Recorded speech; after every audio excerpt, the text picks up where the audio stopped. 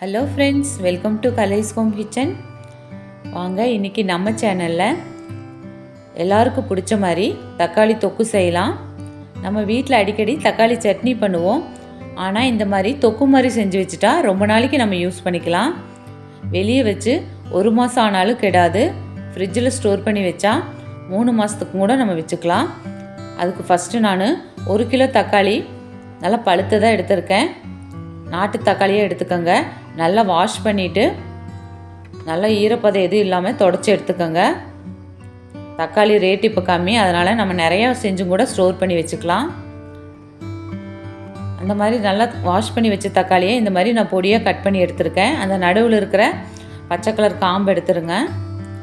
இப்போ ஒரு நல்லா திக்கான கடாயை எடுத்துக்கோங்க. அதில் தண்ணி எதுவும் ஆட் பண்ணாமல் இந்த தக்காளியை போட்டுட்டு இது கூட நான் ஒரு 2 டேபிள் ஸ்பூன் நல்லெண்ணெய் ஆட் பண்ணிக்கிறேன். நல்லெண்ணெய் ஊற்றினா தான் ரொம்ப நாளைக்கு ஸ்டோர் பண்ணி வைக்க முடியும். இது கூட கொஞ்சமாக கல் உப்பு ஆட் பண்ணியிருக்கேன். ஒரு லெமன் சைஸ் அளவு புளியை நான் பொடியாக கட் பண்ணி வச்சுருக்கேன். நாரெல்லாம் எடுத்துகிட்டு பிச்சு போட்டிருக்கேன். நீங்கள் புளி தண்ணி கூட கரைச்சி யூஸ் பண்ணிக்கலாம். ஆனால் தண்ணி ஊற்றுறதுனால கெட்டுரும். அதனால் நான் இந்த மாதிரி கட் பண்ணி போட்டிருக்கேன். தண்ணி எதுவும் ஆட் பண்ணாமல் க்ளோஸ் பண்ணி வச்சு நல்லா ஒரு 5 நிமிஷம் நல்லா வெந்து வரட்டும். தக்காளி அப்பப்போ எடுத்து கிளறி விட்டுக்கோங்க. மீடியம் ஃப்ளேம்லேயே வச்சுக்கோங்க. பாருங்கள், ஒரு 5 நிமிஷம் ஆனதுக்கப்புறம் இந்த மாதிரி ஆயிருக்கு. இன்னொரு 5 நிமிஷம் கூட மீடியம் ஃப்ளேமில் வச்சு நல்லா வெந்து வரட்டும். நான் க்ளோஸ் பண்ணி வைக்கிறேன்.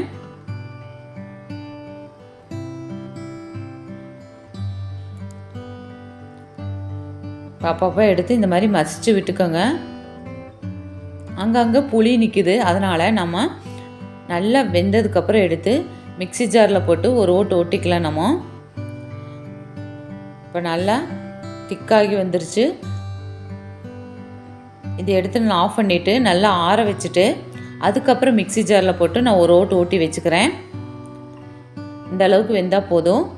தண்ணி எதுவும் ஆட் பண்ணிடாதீங்க. கொஞ்சம் தண்ணி பட்டாங்க கூட கெட்டு போயிடும்.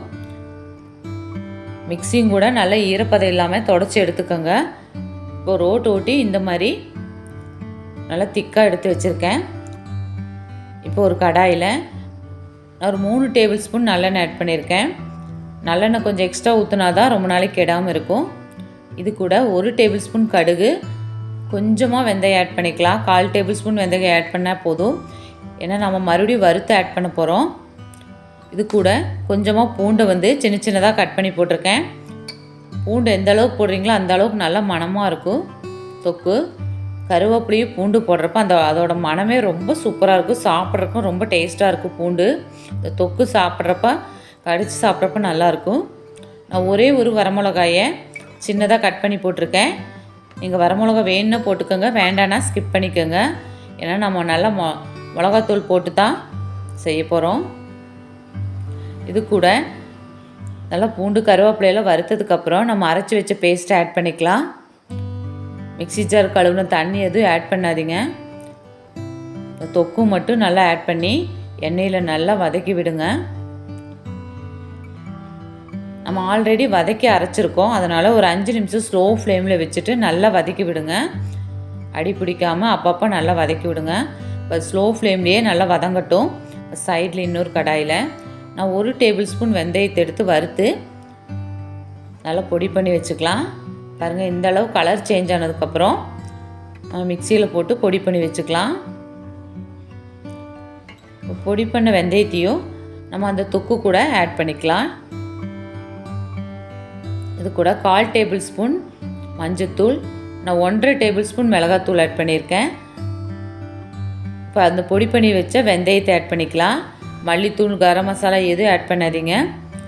இப்போ ஒரு 1/2 டேபிள் ஸ்பூன் பெருங்காயத்தூள் ஆட் பண்ணியிருக்கேன். பெருங்காயத்தூள் ஆட் பண்ணால் நல்ல மணமாகவும் இருக்கும், ஜீரணத்துக்கும் நல்லது. இதெல்லாம் போட்டதுக்கப்புறம் நல்லா கலக்கி விட்டு நல்லா எண்ணெய் பிரிஞ்சு வர வரைக்கும் இன்னொரு 5 நிமிஷம் ஸ்லோ ஃப்ளேம்லேயே நல்லா வதக்கி விட்டு வேக வைங்க. நம்ம ஆல்ரெடி உப்பு போட்டிருக்கோம் தக்காளி வேகிறப்போ. இப்போ உங்கள் டேஸ்ட்டுக்கு தகுந்த மாதிரி உப்பு காரமெல்லாம் போட்டுக்கோங்க.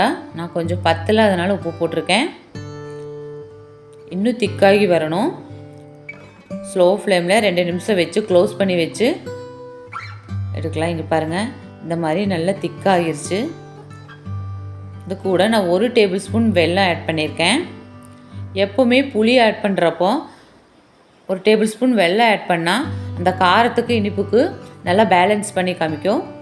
சாப்பிட்றதுக்கும் ரொம்ப டேஸ்ட்டாக இருக்குது. நம்ம ஸ்வீட்டு பலகாரமெல்லாம் செய்கிறப்போ வெல்லம் போட்டு செய்கிறப்போ ஒரு பிஞ்ச் உப்பு ஆட் பண்ணுற மாதிரி புளி போட்டு செய்கிற எல்லா டிஷ்ஷுக்குமே கொஞ்சோண்டு வெல்லம் போட்டால் ரொம்ப டேஸ்ட்டாக இருக்கும். இப்போ நல்லா எண்ணெய் பிரிஞ்சு தொக்கு ஸ்டேஜுக்கு வந்துருச்சு. இப்போ இந்த ஸ்டேஜில் நான் ஒரு 2 நிமிஷம் ஸ்லோ பண்ணி வச்சு ஆஃப் பண்ணிட்டேன். ரொம்ப சூப்பராக தக்காளி தொக்கு ரெடி ஆயிடுச்சு. பாருங்கள் எவ்வளோ கலர்ஃபுல்லாக இருக்குது. இது ரொம்ப நாளைக்கு ஃப்ரிட்ஜில் வச்சு ஒரு 3 மாதம் 4 மாதத்துக்கு கூட ஸ்டோர் பண்ணி வச்சு யூஸ் பண்ணிக்கலாம். ஒர்க் பண்ணுற லேடிஸ்க்கு எல்லாமே ரொம்ப சூப்பராக இருக்கும். டூரெல்லாம் போகிறப்ப இந்த மாதிரி செஞ்சு எடுத்துகிட்டு போனால் இட்லி சப்பாத்திக்கெல்லாம் ரொம்ப சூப்பராக இருக்கும்.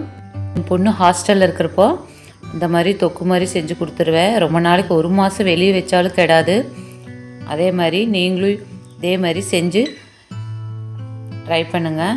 இந்த ரெசிபி உங்களுக்கு பிடிச்சிருந்தா லைக் பண்ணுங்கள், ஷேர் பண்ணுங்கள், பெல் பட்டன் அமுத்தி சப்ஸ்கிரைப் பண்ணுங்கள். உங்கள் ஃப்ரெண்ட்ஸுக்கெல்லாம் ஷேர் பண்ணுங்கள். தேங்க்யூ.